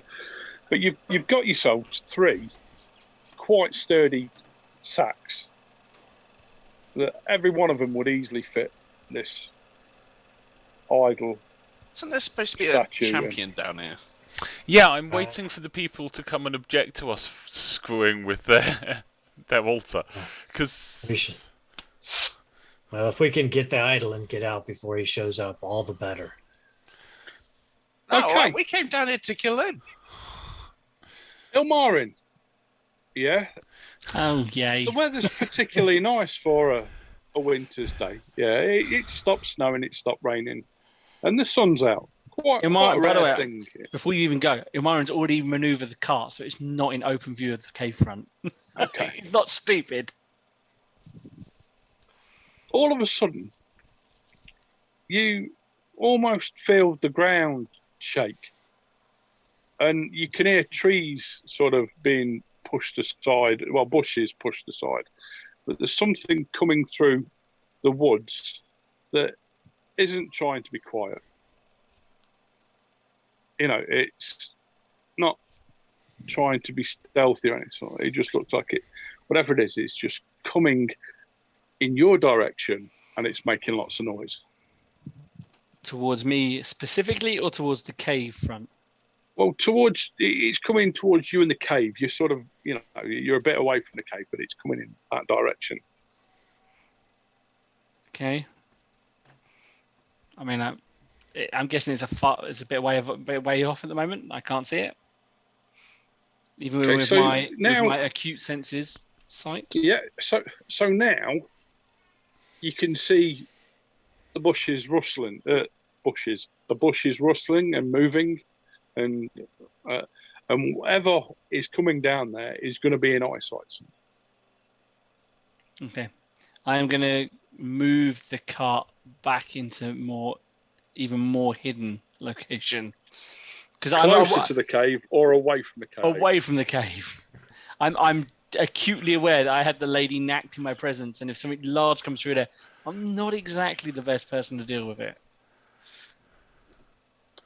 Okay, so you move away, but you sort of put yourself in a place where you can have a look. And through the forest is something that's probably, you would guess, around 10 feet tall. And it's a Minotaur. Whatever it is, it's got a big hood and cloak around it, of purple, this thing, and it goes into the cave. Oh dear. I believe, lady, that was the champion going into the cave where our Ernstweld friends. Should we go in and attack from behind?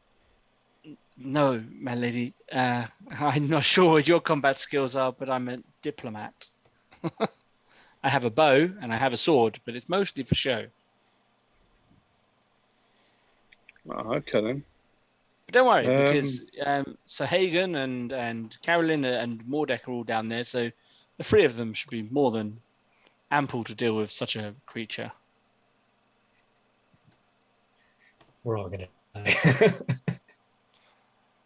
Okay. Well, if you think we're not needed, then okay. Then that's fair. Yeah. Hagen can hold himself, and Mordek is one of the strongest dwarves I've seen. I have faith in their skills. Carolyn's a quick learner as well.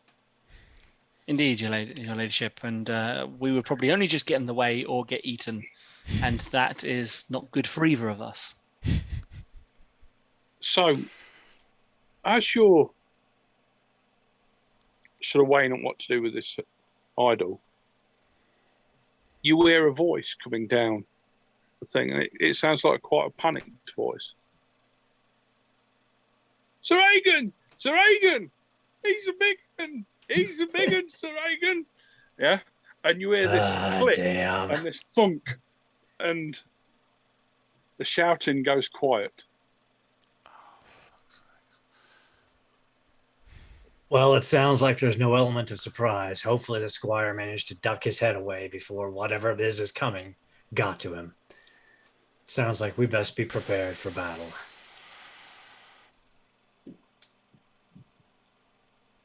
By the way, when I do this next voice of the next NPC, I dedicate this to Mr. Dan P. Okay.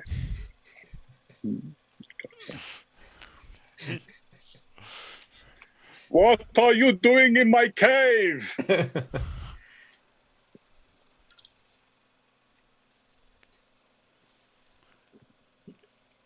You're a thief and a murderer. And there's a big snort. That's a giraffe. No, Giraffe and beastman. as you look through the gap, you can see something standing there with what looks like a real big weapon. And in the other hand, he's got a blunt object that looks like it's got flame on the end of it. And it looks about what you would guess about 10 foot tall. You can see his shadow even if you haven't got. And as you look up through the entranceway, you can see he's got these big fuck off horns coming out as well. You've heard of creatures like this. It's a big beast man, otherwise known as a Minotaur. Is his name Geralt? No. I'm angry. I must teach you. Get away from my idol. Yep, that idol is coming with us over your dead body. That is the way it will be, in Ulrich's name.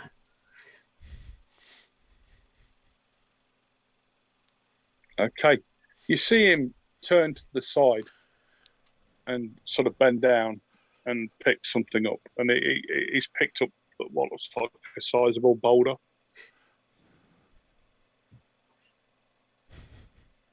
Hagen charges him. Okay. Yep. Charge away. The question is only how many of us can get around him. Okay, so you estimate he's about 50 yards up the tunnel. Hagen so it is going to be charging. From a standing start, not on your horse. You're going to be quite short of getting there. But if he's that far away, instead, I think I'd pull back against the sides of the cave and force him to come down into the room that we're in, rather than charge up the tunnel after him. Okay. Well, he's got this rock over his head, and he just throws it into the floor and flexes. And this rock just obliterates. And he's coming slowly, walking down with his big axe. So let's get on. He sort of chucks the torch to the side as he moves towards you. Okay, everybody's initiative, please. So I've got this from earlier on, I believe. Get to my book. So, what does he? Oh, he's lovely. Okay, Hagen. I'm first. What would you like to do? You have the highest initiative out of the three of us by a factor of almost 2. Well, I didn't know what this thing's initiative was going to be. So as soon as it moves into the room, Hagen will charge up and take a mighty swing at this thing's knees, probably.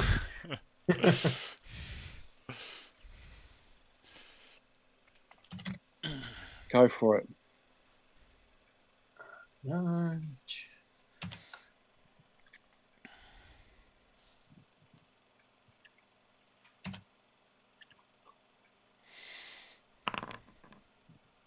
Bloody hell. I will no, I've got to reroll. I have a reroll Yes. from Yes, you Norman do. Smith. Thank you, sir. I will Yes. re-roll that nonsense. 96. That's Can not what you want. someone take a screenshot of that roll? Yeah, Because we that's- don't see that many very often. That is, Hagen failing to hit something. I know, that's crazy. Yeah, take the reroll.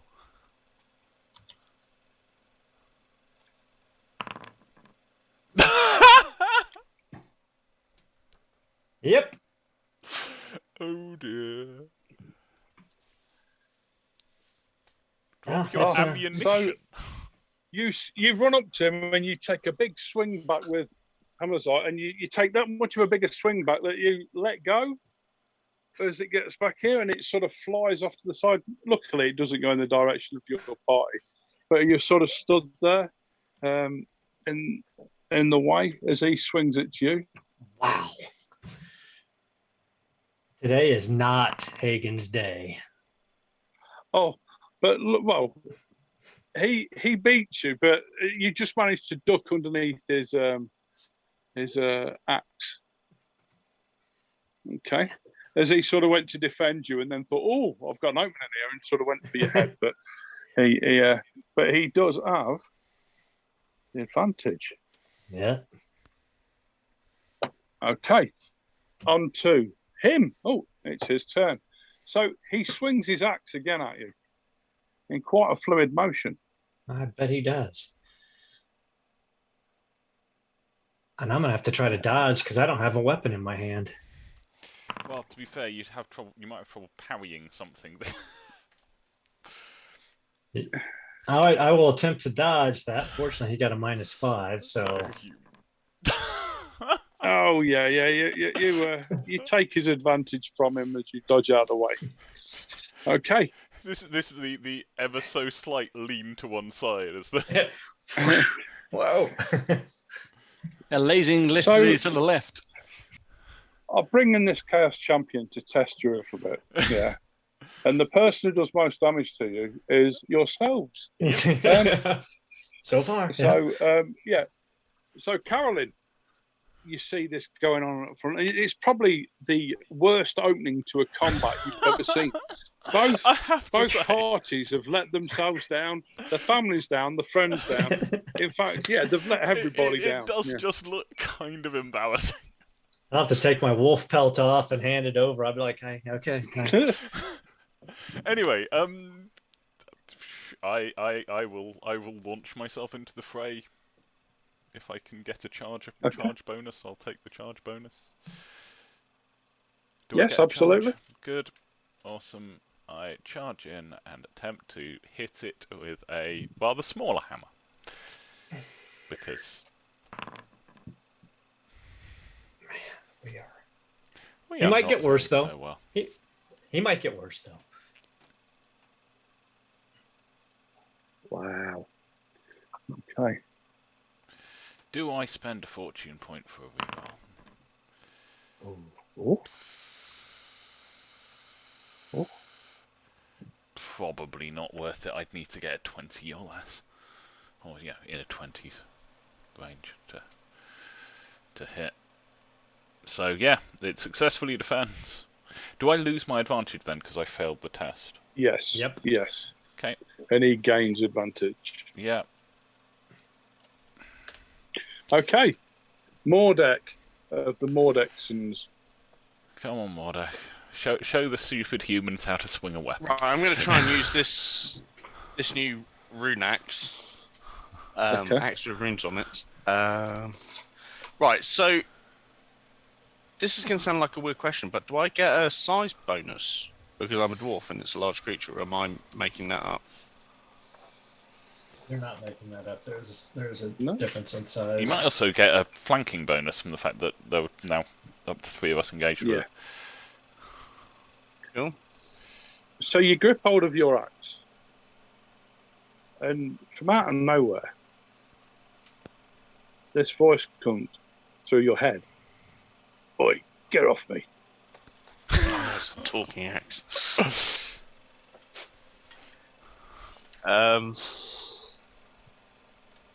You do get +10 to hit, but if you defend with a weapon, it's minus 2 SL. when you parry. Okay. Dodging not penalised, yeah. Correct. Did I charge? Did we have enough room for charging? Yes. So plus... And you outnumber it now 2-1. So that's an advantage. Yep. I don't currently have a weapon in my hand, so I don't count. So it's not 3-1. All right, let's do this. Ah! Okay. Bloody hell, we are just failing To be honest with horribly. you, it was about time I rolled something bad. I'd been on a roll pretty much most of this game. He could do worse. Still. Yeah. Oh, marginal failure. So what happens to that? SL -1 to SL -1. I think it goes to the person with the better weapon skill. Oh. Yeah. My weapon skill is 50. Oof, off you go. So you do Yay. 7 points of damage, yeah? 8, presumably, because he got -1 success, so...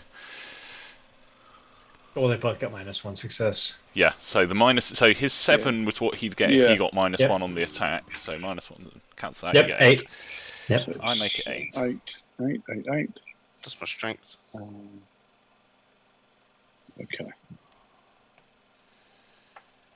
Okay, you clump him with it. Okay. It's a bad blow. You should, but yeah. But you hit him, you I take hit- away his it's- advantages.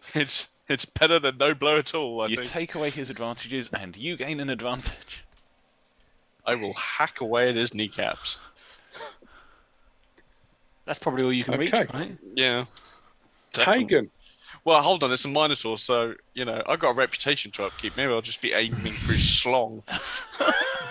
That's true. That's true. Like I hacked the ogre's one off. So I will spend the 1 advantage I got from dodging to disengage and go pick up my hammer, and that'll be my turn. Okay. That's just a bit unfortunate, isn't it? It's He is going to attack. He's going to attack the dwarf because the dwarf has caused The it. dwarf has actually hit him. Yes. Oh. And he swings, a mighty swing. Ooh. Shit fighters. So you can either dodge or parry with -2 SL. Or stand there and laugh at him. Or stand there. I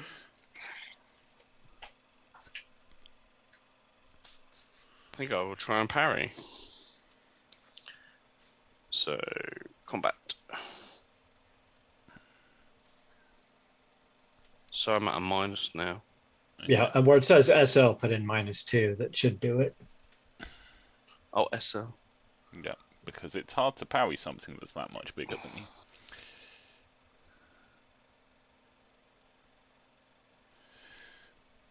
Was that right? Impressive success. Wow. Yep, you parry all right. I don't think that did the -2 SL. It'd But still you be still +3. parry. But you still parry quite successfully. Should I have written? Should I have typed it as -2? Because I just put the number in. Yeah, the should have thing. been. Should have put -2. Ah, Yeah. right, okay, there you go. That's Yeah. probably why. Sorry, my That's a fault. +3. Lesson learned. Yeah, okay. Either way, you successfully parry. Okay.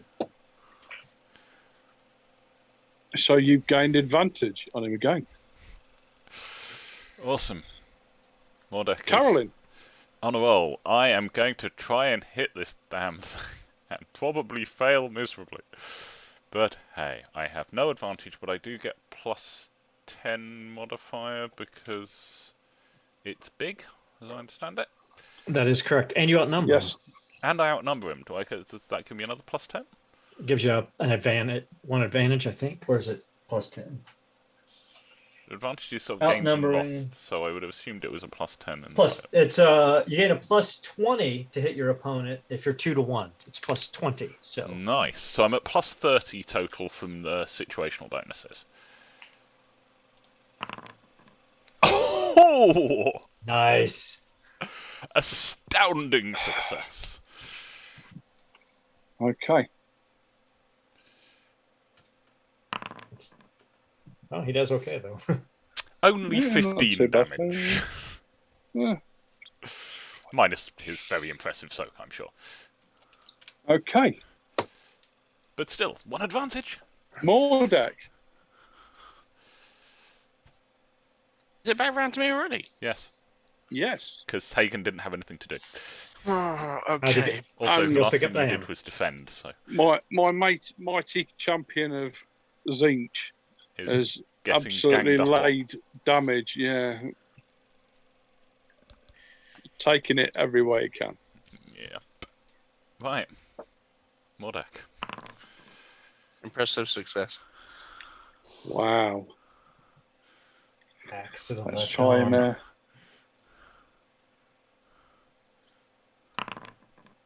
oh, Get in.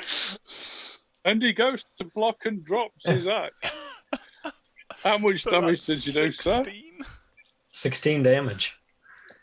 So this, he sort of bends down to sort of parry your blow.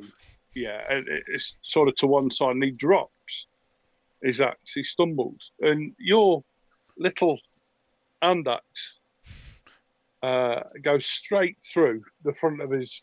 Where did you hit? His right arm. Yeah, you hit him on the right arm, and it sort of kicks up, and you cut him straight across the front of his throat, and his head sort of leans back, and there's blood spurting everywhere, and he drops to his knees and then onto his back, and he's motionless.